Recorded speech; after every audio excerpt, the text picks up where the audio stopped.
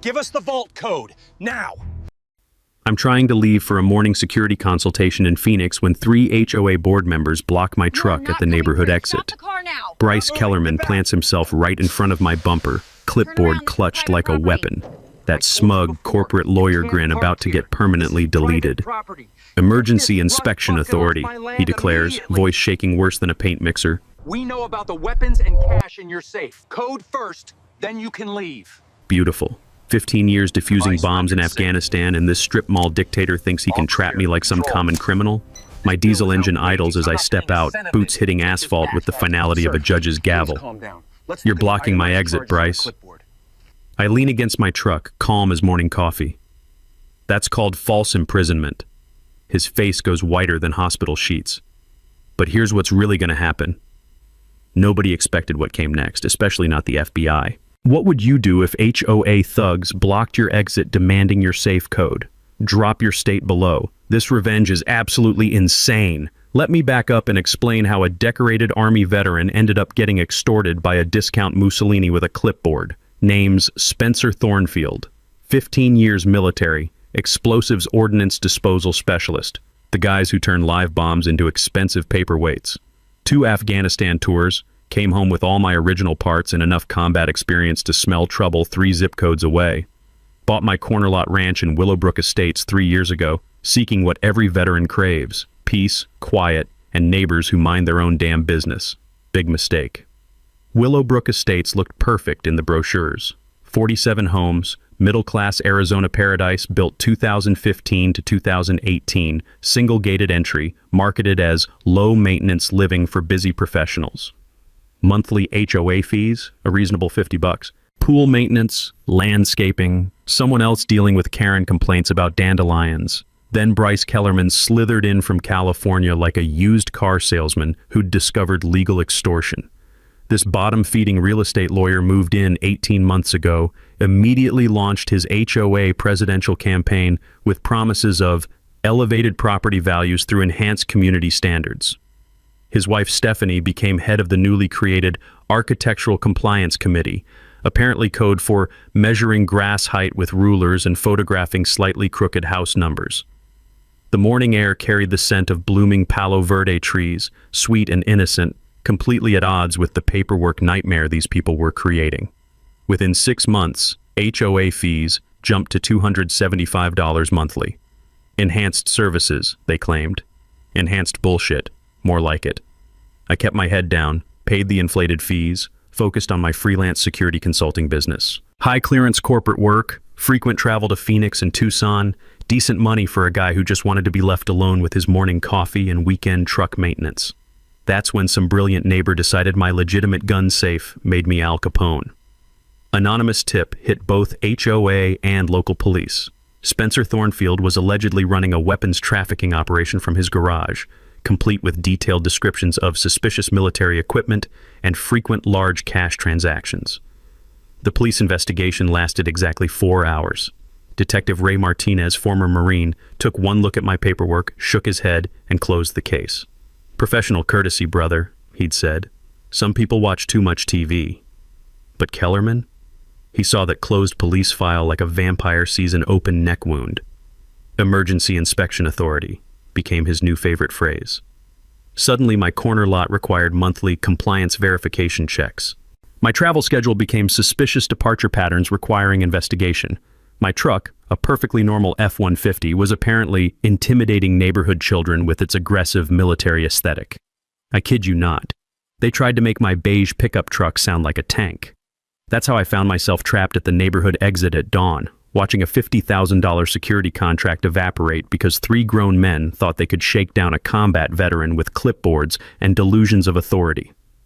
Community weapons policy violations, Kellerman had announced, like he was reading Miranda rights to a terrorist. Immediate safe inspection required before exit privileges restored. Pure weapons-grade horseshit. I'd memorized our HOA governing documents, all 73 mind-numbing pages. No weapons policy, no inspection authority, no emergency powers beyond calling actual authorities for actual emergencies.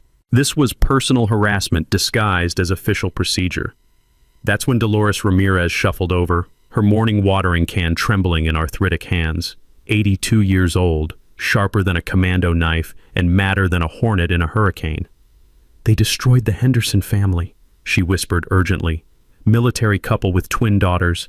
Kellerman harassed them for 8 months until they sold 30,000 under market value, called them security threats to community stability."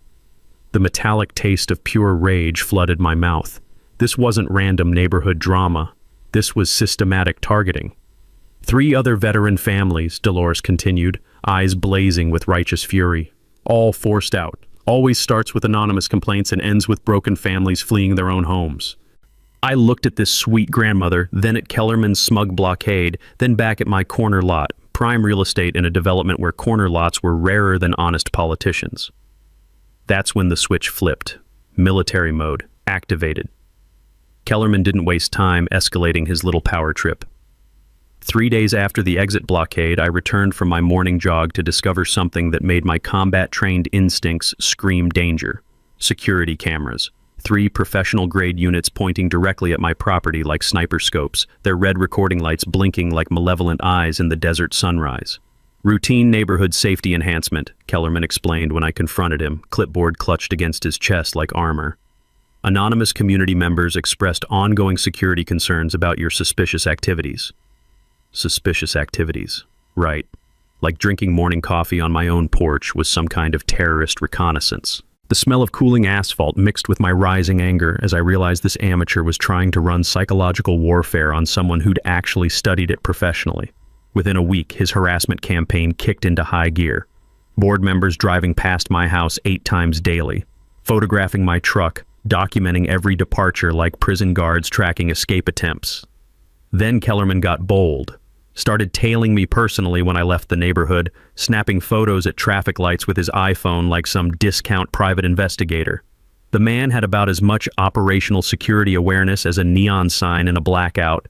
Time for some professional counterintelligence. 15 years in Army EOD teaches you more than bomb disposal. You learn surveillance, counter-surveillance, and most importantly, how to turn someone's paranoia into their own destruction. I installed a comprehensive security network around my property. Military-grade cameras with night vision, motion sensors, audio recording capabilities. Everything legal, everything documented, everything designed to catch amateur hour harassment in stunning high definition. But the real education came from my old intelligence contacts. Remember, security consulting means staying connected with people who know things. A few phone calls to former Army intelligence analysts, and suddenly I understood exactly what every homeowner should know about fighting HOA corruption. Turns out every HOA homeowner has absolute legal right to inspect all financial records within 10 business days of written request. They have to provide copies for reasonable fees, actual copying costs, nothing more. If they refuse, state oversight investigation gets triggered automatically. It's like a nuclear option most people never know exists. So I filed my public records request, watching Kellerman's face drain color faster than a punctured radiator when he realized what I'd just unleashed. Meanwhile, I contacted our HOA insurance company about those unauthorized surveillance cameras. Professional habit. Always attack problems from multiple angles simultaneously. The insurance agent's response was music to my ears. "Mr. Thornfield, unauthorized security installations violate our liability policy. Remove within 72 hours or we cancel coverage." No insurance equals no HOA. No HOA equals no Kellerman dictatorship. Simple math. But the real breakthrough came when my background investigation revealed something that made Christmas morning look disappointing by comparison. My security network includes people who can research anyone's history for the cost of decent beer. What they discovered about our self-appointed neighborhood Napoleon would have been hilarious if it weren't so criminal. Suspended law license in Nevada for client fund misappropriation, practicing in Arizona without proper registration, and, this was the beautiful part, $47,000 in HOA payments to Kellerman Property Consulting LLC, a company that existed only in his imagination. Our wannabe dictator had been systematically stealing from his own community while harassing homeowners to cover his tracks. The mechanical whir of his surveillance cameras became a constant reminder of amateur hour stupidity as I organized the evidence. Every photo he took, every harassment incident, every illegal financial transaction, all documented with military precision that would make Pentagon accountants weep with joy. That's when Dolores introduced me to Janet Holbrook, retired teacher with 3 decades of experience fighting bureaucratic corruption. Sharp as a combat knife and twice as dangerous to anyone trying to hide the truth. "He's done this before," Janet confirmed, spreading documents across her kitchen table while rich coffee aroma filled the air. 3 military families in 18 months, always the same pattern. Anonymous complaints, fake emergencies, sustained harassment until they sell below market value. The pattern was systematic targeting disguised as community management. Identify veterans, create manufactured crises, force property sales, then mysteriously find buyers connected to Kellerman's expanding web of shell companies. This wasn't random neighborhood drama. This was organized fraud with my corner lot as the next target. That evening, under fluorescent lights in the American Legion Hall that buzzed like angry wasps, I presented the complete evidence package to 23 neighbors. Bank records, harassment documentation, surveillance footage, background investigations, everything laid out chronologically like a military briefing. The room's atmosphere shifted from skeptical to furious as residents realized they'd been systematically robbed by their own elected representative. By meeting's end, we had enough signatures for emergency recall election, enough documented evidence for criminal charges, and enough angry homeowners to form our own neighborhood watch program. Kellerman had made one fatal error. He'd assumed veterans were easy targets because we follow rules and respect authority. What he failed to understand is that we also know how to organize, investigate, and fight back when that authority becomes corrupt. The war for Willowbrook Estates had officially begun. Kellerman's response to our organized resistance proved he had the strategic brilliance of a caffeinated hamster. Instead of backing down like any rational criminal caught with his hand in the cookie jar, he launched a smear campaign that would have embarrassed a third-world dictator. Anonymous flyers appeared overnight like a rash. Dangerous veteran hoarding weapons. Protect our children. The acrid smell of cheap printer ink mixed with desperation as I collected these literary masterpieces from windshields and mailboxes. According to Kellerman's creative writing, I was simultaneously suffering from violent PTSD flashbacks while operating a sophisticated arms-dealing network from my garage. The man clearly binged too many bad action movies. But then he crossed a line that transformed this from neighborhood drama into personal war. My phone rang during a crucial contract negotiation in Phoenix. Major defense contractor, $75,000 security consultation deal, 6 months of work that would fund my comfortable retirement. The client's voice was professionally apologetic but firm. "Marcus, we received some concerning information about ongoing federal investigations into your activities. We'll need to postpone indefinitely." That metallic taste of pure fury flooded my mouth. This strip mall lawyer had somehow obtained my client list and was systematically destroying my professional reputation with fabricated FBI investigation claims. "Game over, you amateur piece of garbage. Time for real detective work."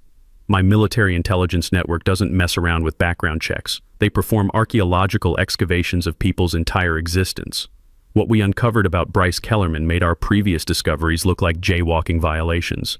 Our neighborhood dictator had quite the criminal resume. Suspended law license in Nevada for client fund theft, unlicensed practice in Arizona, and the crown jewel, 3 previous HOA fraud schemes in California and Texas, all quietly settled with sealed records. But the pattern was crystal clear. This wasn't random corruption. This was his business model.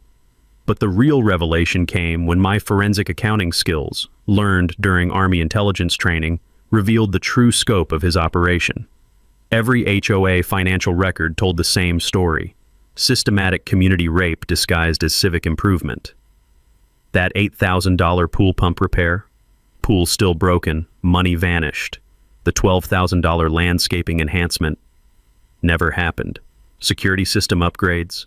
Those illegal cameras pointing at my house. The morning sun streaming through my kitchen windows illuminated documents that painted a picture more twisted than a tornado in a trailer park. Kellerman had turned elected office into his personal ATM, with homeowner fees funding his lifestyle while actual community needs rotted. Then Janet discovered the smoking gun that changed everything. "Look at the timing," she said, spreading utility records across my dining table like a detective solving a murder. Every major HOA expenditure coincides with military family property sales. He manufactures financial crises, raises fees for fake solutions, then targets specific homeowners for harassment until they flee. The pattern was diabolically elegant. Create fake emergencies, levy special assessments, target property owners likely to investigate, force below-market sales, then claim their departure proved his security measures were protecting remaining residents from undesirable elements. But here's where Kellerman made his fatal error. While investigating my background for more ammunition, he discovered something that made him salivate like a starving wolf. My security clearance meant I had access to classified government contracts. In his warped mind, this translated to massive blackmail opportunities if he could manufacture evidence of security violations. So he tried to plant evidence. My security cameras, the professional-grade system he'd been too stupid to notice, caught him red-handed breaking into my garage at 2 a.m. with a backpack full of what looked suspiciously like controlled substances and stolen military equipment. The beautiful irony? Everything he planted was obviously fake. Prop weapons from a movie studio, clearly labeled training ammunition, and what appeared to be oregano in military surplus containers. The man was so incompetent he couldn't even frame someone properly. But his attempted evidence planting constituted federal crimes: burglary, evidence tampering, attempting to compromise national security clearances, and conspiracy to commit fraud against federal contractors. The sweet desert night air carried the sound of his car door slamming as my motion sensors triggered, recording every second of his amateur hour criminal enterprise. This wannabe mastermind had just handed me enough evidence to destroy him completely.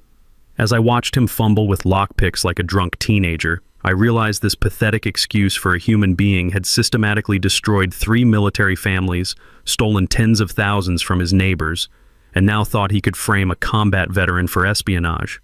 Wrong veteran, wrong neighborhood, wrong century. By dawn, I had complete video evidence of his break-in attempt, detailed forensic analysis of his planted evidence, and enough federal crimes documented to put him away until his grandchildren were collecting Social Security. Kellerman had just escalated a neighborhood dispute into federal felony territory. Time to introduce him to some people who don't negotiate with domestic terrorists. Kellerman's desperation reached new heights of criminal stupidity at exactly 2:47 a.m. on a Tuesday. My security system erupted like the 4th of July as emergency vehicles flooded our sleepy neighborhood. Fire trucks, ambulances, hazmat teams, the full disaster movie experience. Neighbors stumbled outside in bathrobes in confusion while Kellerman emerged from his house fully dressed, clipboard clutched like a religious artifact. Dangerous gas leak detected near the Thornfield property, he announced with Oscar-worthy concern. Immediate evacuation required within a 100-yard radius for community safety. The acrid diesel exhaust from idling emergency vehicles couldn't mask the smell of pure bullshit as I watched this midnight theater performance. Real gas emergencies don't come with advanced costume changes and perfectly rehearsed speeches. But here's where amateur hour met professional reality. I called the actual gas company.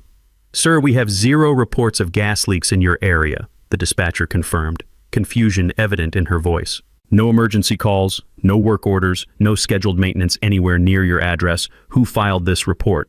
That's when our neighborhood Napoleon's face performed a color-changing act that would impress chameleons everywhere. The fire chief's expression shifted from professional concern to dangerous irritation as his equipment detected absolutely nothing wrong with anything anywhere.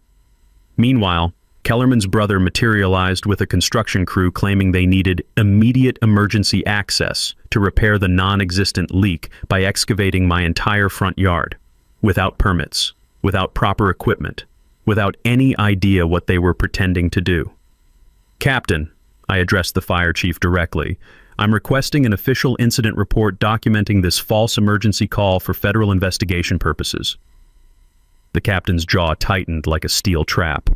"Mr. Thornfield, filing false emergency reports is a felony. We'll be investigating exactly who wasted city resources tonight." Kellerman's confidence evaporated faster than water in the Arizona sun. But the real revelation came the next morning when my property research network uncovered something that made my blood pressure spike into combat zone levels. County development records revealed preliminary construction plans filed by Kellerman's brother 3 weeks before his manufactured emergency. Plans showing my corner lot combined with adjacent parcels to create luxury townhouse development space. Plans that required removing existing structures, namely my house, to maximize profit potential. This wasn't random harassment. This was systematic property theft with a multi-million-dollar payout. Diving deeper into county records revealed the breathtaking scope of their criminal enterprise. Every emergency repair over 2 years had been strategically followed by forced property sales to shell companies owned by Kellerman family members. The Henderson family's foundation crisis led to condemnation and sale below market value. The Martinez family's electrical hazard resulted in fire sale to his brother's construction business. But then I discovered something that transformed neighborhood corruption into something far more sinister.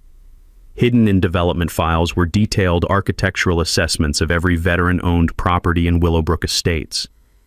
Professional surveys evaluating lot values, structural conditions, and redevelopment potential.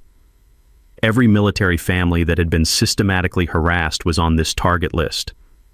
We weren't random victims. We were specifically identified, cataloged, and marked for elimination because someone thought veterans were easy targets who wouldn't fight back against official authority. The morning sun felt cold on my face as I realized the true enemy we were fighting. This wasn't petty neighborhood politics. This was organized crime, specifically targeting military families based on the assumption that we'd respect authority and follow rules even when that authority was completely corrupt. Fatal fucking miscalculation. My investigation skills, honed through years of intelligence work, uncovered the insurance fraud angle that would bury them permanently. Every manufactured emergency triggered legitimate insurance claims. Every fake crisis generated real payouts from real companies covering imaginary damages. Kellerman wasn't just stealing from homeowners, he was systematically defrauding major insurance corporations. Federal insurance fraud carries sentences that make armed robbery look like a parking ticket. That afternoon, while the bitter taste of righteous anger mixed with strong coffee, I organized evidence that painted a picture of systematic racketeering across multiple states. False emergencies, fraudulent insurance claims, illegal construction, property theft, and conspiracy charges that would make federal prosecutors weep with joy. By evening, I had documentation that connected 3 years of criminal activity spanning Arizona, Nevada, California, and Texas. Shell companies, forged permits, fabricated emergencies, and insurance fraud totaling over $2 million in stolen funds and property. The city building inspector had shut down excavation, levied $35,000 in fines, and opened formal investigation into permit fraud. The fire department filed charges for false emergency reporting. The insurance companies wanted scalps. But most importantly, the FBI white-collar crime unit was very interested in interstate insurance fraud patterns.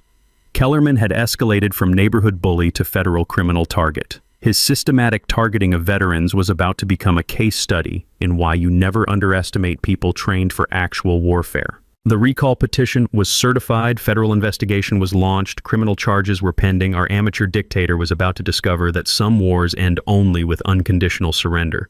The call that changed everything came at 3:17 a.m. from a number I didn't recognize. "Mr. Thornfield?" The voice was female, shaking, barely above a whisper.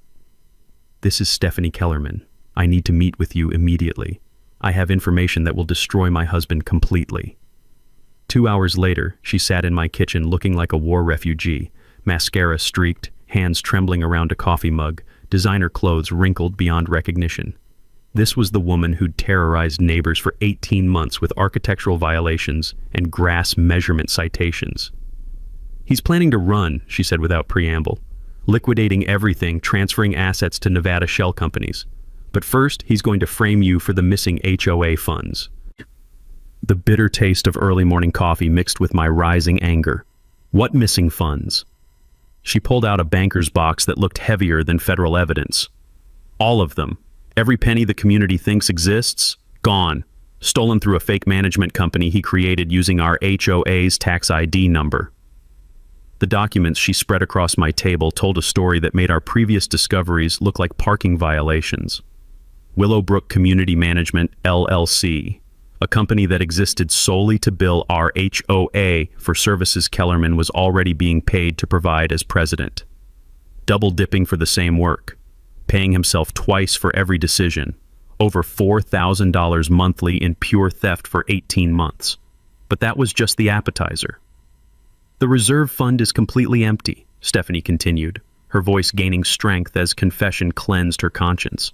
"Every legitimate contractor we owe money to, pool service, landscaping, security, maintenance, he's been paying fake invoices to shell companies instead. The community owes $94,000 in real bills while he pocketed the money through fraudulent businesses. The morning light streaming through windows illuminated a paper trail more damning than DNA evidence at a crime scene. Every special assessment, every fee increase, every emergency repair had been designed to cover money already stolen while generating new theft opportunities. "He studies military families specifically," she admitted, shame burning in her voice. "Researches deployment schedules, financial pressures, family situations.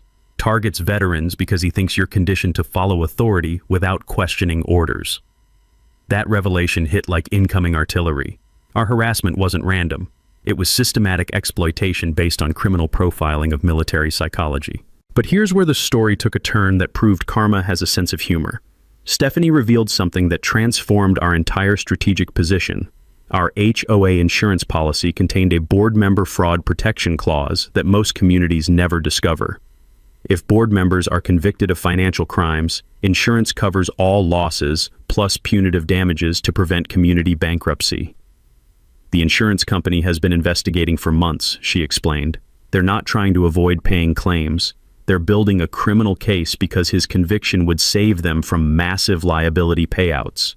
Your evidence coordination has been giving them exactly what they need."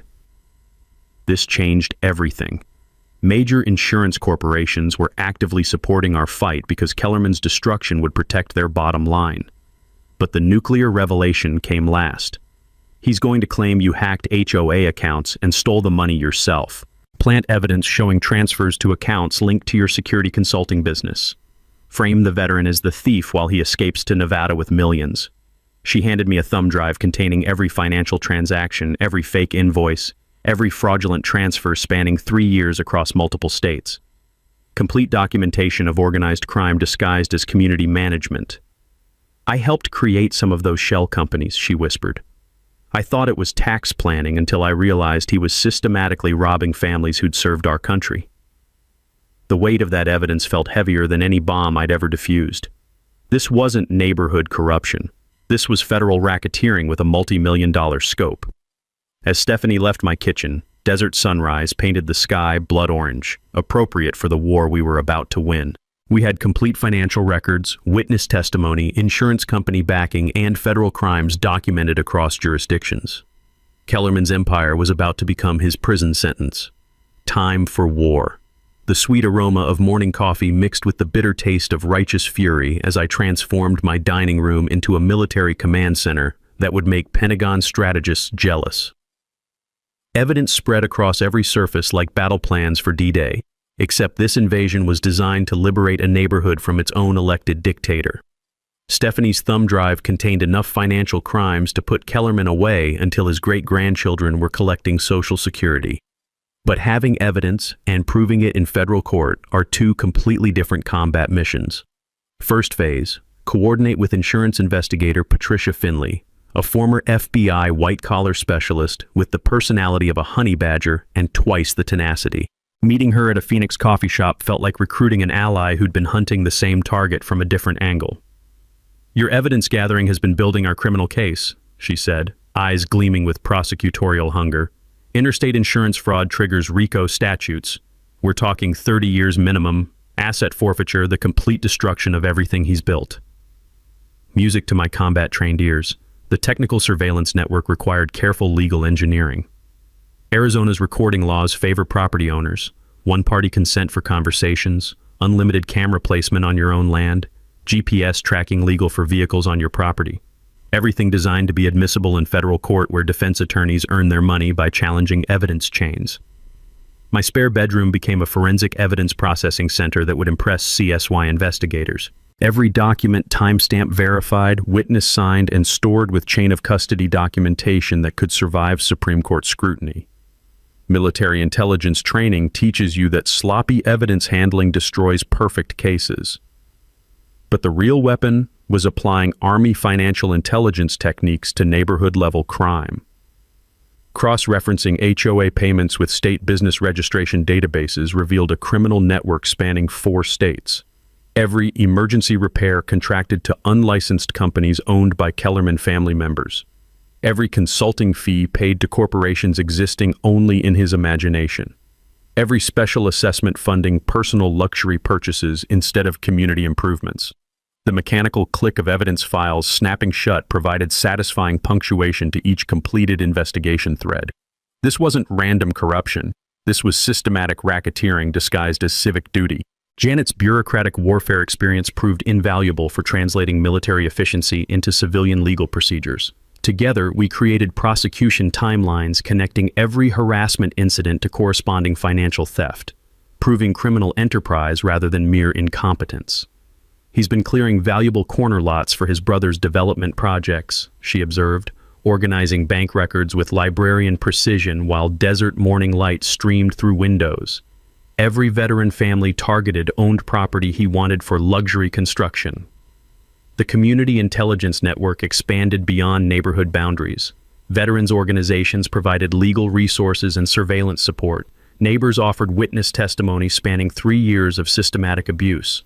The American Legion became our unofficial headquarters for coordinating evidence across multiple affected families. Here's what most people don't understand about financial crime investigation. Following money trails requires the same skills used for tracking terrorist financing overseas. Every shell company connected through incorporation documents, every fraudulent transfer traced through banking records, every fake invoice matched with non-existent services. The hidden camera network resembled military surveillance operations, except instead of tracking enemy movements, I was documenting domestic terrorism committed by elected officials against their own constituents. Motion sensors with smartphone alerts, audio recording in legally accessible common areas, GPS tracking for anticipated evidence tampering attempts. Most importantly, digital backup systems stored evidence in multiple secure locations, including attorney offices, preventing destruction if Kellerman escalated to physical retaliation. Military planning assumes worst-case scenarios while working toward optimal outcomes. The psychological preparation drew on 15 years dealing with corrupt foreign officials who thought Americans were soft targets easily intimidated by fake authority. Kellerman's behavior matched textbook patterns: escalating desperation, increasingly reckless criminal acts, eventual self-destructive overreach that would provide irrefutable prosecution evidence. Strategy was elegant in its simplicity: document everything while letting him continue committing federal crimes, then coordinate simultaneous evidence release to law enforcement, insurance companies, and media for maximum public impact. Media coordination leveraged both Janet's journalism contacts and veteran network connections, reaching statewide advocacy organizations. Local reporters wanted HOA corruption stories, especially involving systematic targeting of military families. State legislators were interested in preventing similar abuse through stronger oversight laws. The financial forensics required accounting precision that would impress IRS investigators. Every stolen dollar traced through legitimate banking channels. Every fraudulent invoice compared with actual contractor work performed. Every shell company connected to real property transfers and development permits. Emergency security protocols included direct sheriff communication, multiple evidence storage locations, and extraction plans if situation escalated beyond legal harassment into physical threats. Military training teaches comprehensive preparation for scenarios ranging from complete victory to tactical retreat. By week's end, I possessed a federal prosecution package that would make experienced attorneys weep with joy. Documented interstate racketeering, systematic insurance fraud, civil rights violations targeting protected veteran status, and enough financial crimes to trigger asset forfeiture proceedings. The recall election was certified. FBI investigation was accelerating. Insurance companies were demanding criminal charges. National media attention was building. Kellerman had systematically underestimated military organizational capabilities applied to civilian justice. His amateur corruption was about to meet professional-grade warfare. Kellerman's desperation reached psychotic levels exactly 7 days before the recall election that would end his reign of suburban terror. My security system erupted at 3:47 a.m., with footage that would make federal prosecutors laugh until they cried. Our wannabe dictator personally vandalizing my truck with the finesse of a meth-addicted teenager. Slashing tires, dumping sugar in the gas tank, carving traitor across the hood while his own son stood lookout like this was some kind of twisted father-son bonding experience. The sharp smell of slashed rubber mixed with desert night air as I watched this criminal mastermind document his own felonies in stunning high-definition video. Amateur hour doesn't begin to describe this level of operational incompetence. When confronted the next morning, Kellerman claimed his boy was acting independently due to neighborhood tension caused by your threatening military presence. The audacity. This strip mall Napoleon was blaming his criminal parenting on my honorable service record. But vandalism was just the warm-up act for his main performance of federal stupidity. Over the following week, Kellerman launched a bribery campaign that would embarrass corrupt politicians worldwide, approaching elderly neighbors with offers of waived HOA fees for community loyalty during these challenging times, promising cash payments to anyone willing to testify I'd threatened their safety, even attempting to convince Janet that I was manipulating veteran sympathy to conceal dangerous antisocial behaviors. The beautiful irony? Several neighbors secretly recorded these conversations on my recommendation, documenting systematic witness tampering and attempted bribery, federal crimes carrying decades in prison. Meanwhile, my GPS tracker revealed full-blown stalking escalation, 34 drive-bys in 1 week, photographing my property from multiple angles, timing my schedule like he was planning some kind of military operation. Except real military operations require actual competence, and this clown couldn't surveil a stationary target without triggering every security system in the neighborhood. But then he committed the error that transformed petty harassment into career-ending federal crime. My security consulting business started hemorrhaging clients after corporate executives received detailed calls claiming I was under active FBI investigation for weapons trafficking and classified information violations. 3 major defense contracts worth $127,000 canceled within 48 hours, destroying my professional reputation with systematic lies. The metallic taste of pure rage flooded my mouth as I realized this sociopathic excuse for humanity was using fabricated federal allegations to eliminate my livelihood. Business interference through false statements constitutes wire fraud when it crosses state lines. A federal felony carrying serious prison time. Game fucking over, amateur. But Kellerman's piece de resistance proved he possessed the criminal intelligence of brain-damaged livestock. At 2:23 a.m., motion sensors screamed as this mastermind attempted breaking into my garage with evidence so obviously planted it bordered on comedy. Military equipment clearly marked movie props, training ammunition labeled inert, training use only, and what appeared to be oregano packaged in sandwich bags like some kind of discount drug dealer. My security cameras captured every magnificent second of this federal crime spree while I watched from bed via smartphone, documenting domestic terrorism in real-time, ultra-high-definition glory. Here's what this delusional psychopath failed to comprehend. Attempting to plant evidence in the home of someone with active security clearance constitutes domestic terrorism under federal anti-terrorism statutes. Combined with witness tampering, business interference, stalking, and systematic fraud, he'd created a RICO case that would make experienced prosecutors weep with professional joy. But the community response revealed something beautiful about human nature when good people finally reached their breaking point. Parents organized massive protests after discovering Kellerman had coached their children to fabricate stories about me threatening neighborhood safety. Local businesses posted signs banning his family after learning about systematic bribery attempts. Veterans organizations rallied financial support to replace my sabotaged income while providing round-the-clock security assistance. The neighborhood had evolved from passive victims into an organized resistance movement with military-grade determination. State authorities responded by freezing Kellerman's assets pending criminal prosecution. Insurance companies demanded complete financial audits. The FBI opened formal domestic terrorism investigations spanning multiple federal jurisdictions. But here's the mini twist that made everything perfect. While investigating my background for more ammunition, Kellerman had inadvertently triggered federal security clearance review protocols.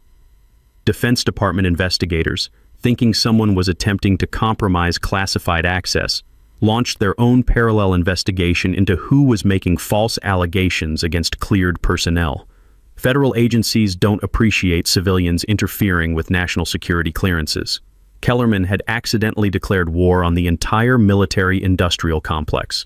His wife filed divorce papers and relocated children to her mother's California residence. His brother's construction business faced immediate license revocation.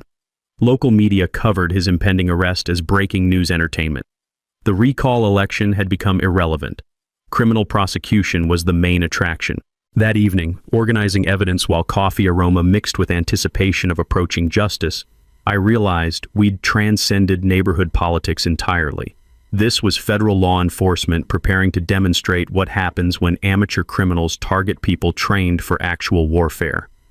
Kellerman's systematic underestimation of military organizational capabilities was about to become a textbook case study in why you never declare war on people who understand total victory. The trap was sprung, evidence secured, federal charges pending. Justice was coming with overwhelming force. The Willowbrook Community Center had never seen anything like this. Standing room only, cameras everywhere, federal agents positioned strategically throughout the crowd like they were guarding a presidential speech. The air buzzed with electric anticipation as 300 neighbors, media representatives, and law enforcement officials packed into a space designed for 50 people max. Sweet desert evening air mixed with nervous energy as residents who'd suffered in silence for 3 years finally gathered to witness their tormentors' public destruction. Some carried signs reading, "Veterans deserve justice," and "Kellerman must pay."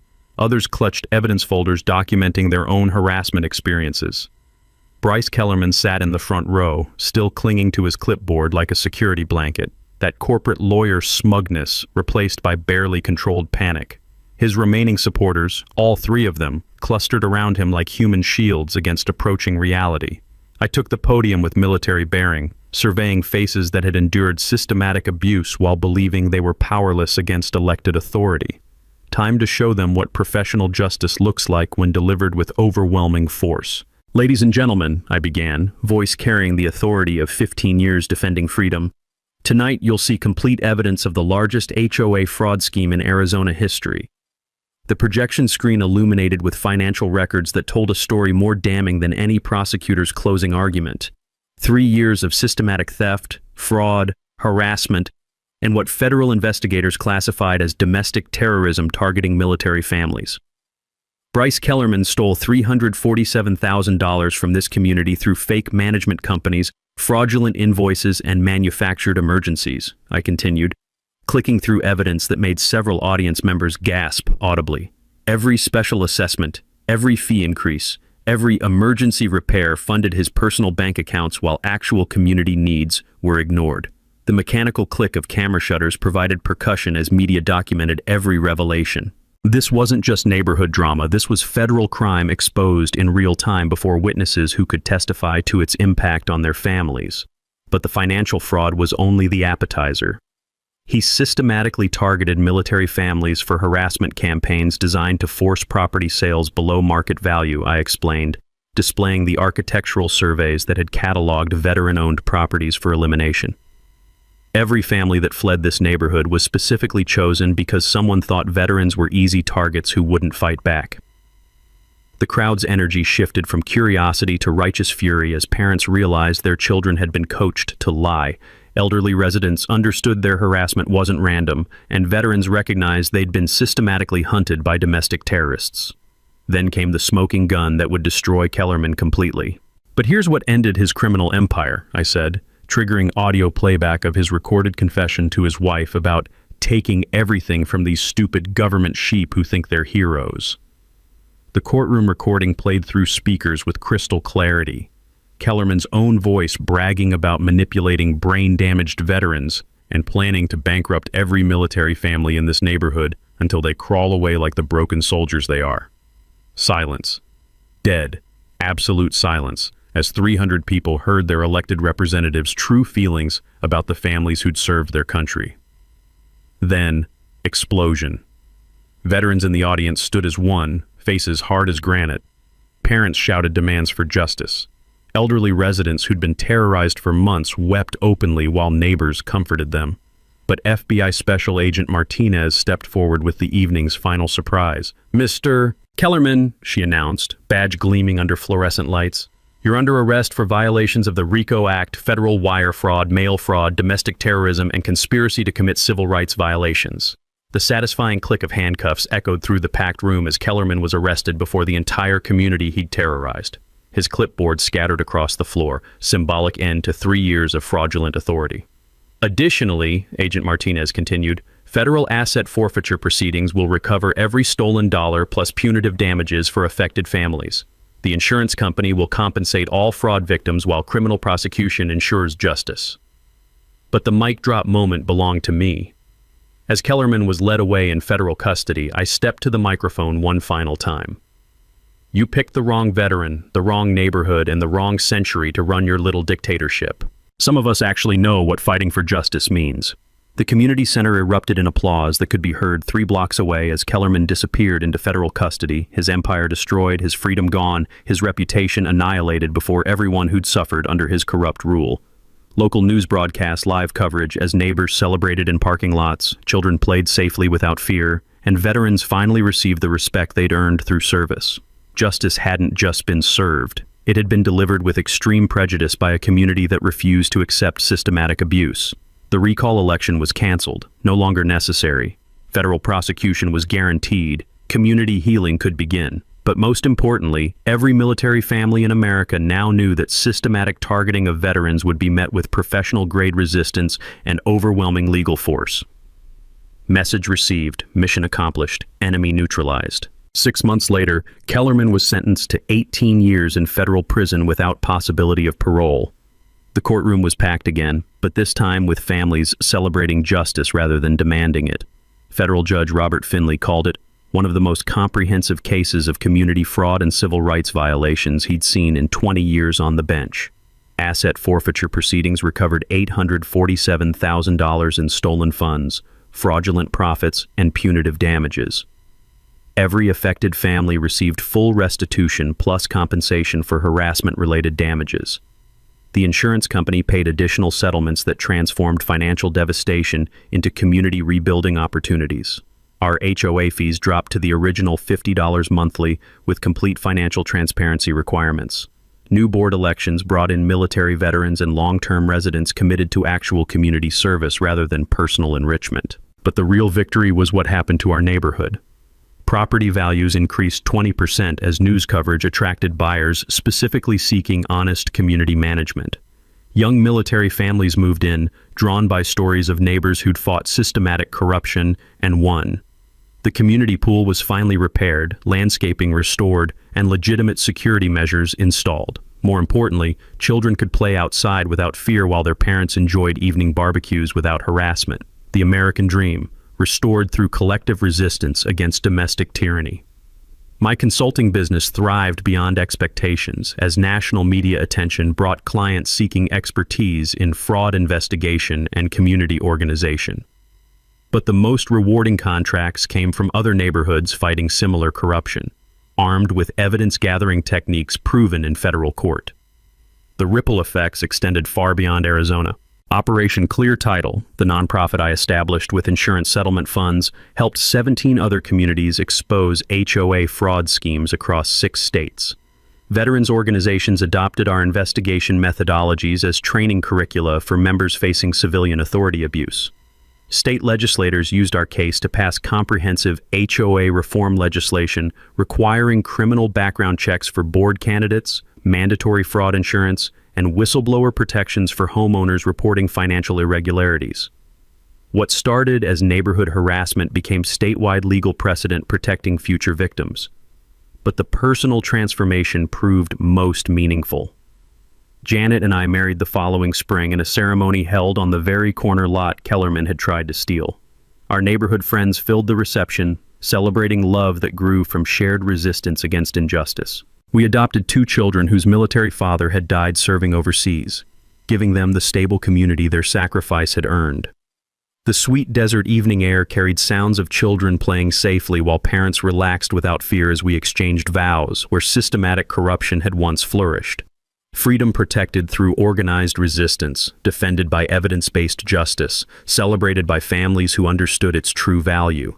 National recognition followed. Congressional testimony on HOA reform, documentary features about grassroots justice, military publications highlighting civilian service continuation. But the greatest honor came from letters written by families across America who'd used our example to defeat their own neighborhood tyrants. 1 year later, Kellerman's brother was convicted on related charges, his construction business dissolved, and development permits revoked permanently. Stephanie remarried a legitimate businessman and moved with her children to Colorado, finally free from her ex-husband's criminal legacy. The community garden now growing where Kellerman's illegal excavation once scarred our neighborhood provides fresh vegetables for military families while serving as living memorial to civilian courage in the face of systematic abuse. But perhaps the most satisfying outcome was receiving a call from another veteran facing similar harassment in Florida. "Marcus," he said, "they've got me trapped at the neighborhood exit demanding access to my safe. Sound familiar?" I packed my investigation kit and headed to the next battle for justice, carrying evidence-gathering techniques proven in federal court and community organization methods tested under fire. Because here's what systematic bullies never understand. Military training doesn't end at discharge. The mission continues wherever freedom needs defending, whether overseas or in suburban America where domestic terrorists disguise corruption as community management. Some wars end with victory parades. Others end with neighbors safely raising families in communities protected by citizens who remember that freedom requires constant vigilance against tyranny in all its forms.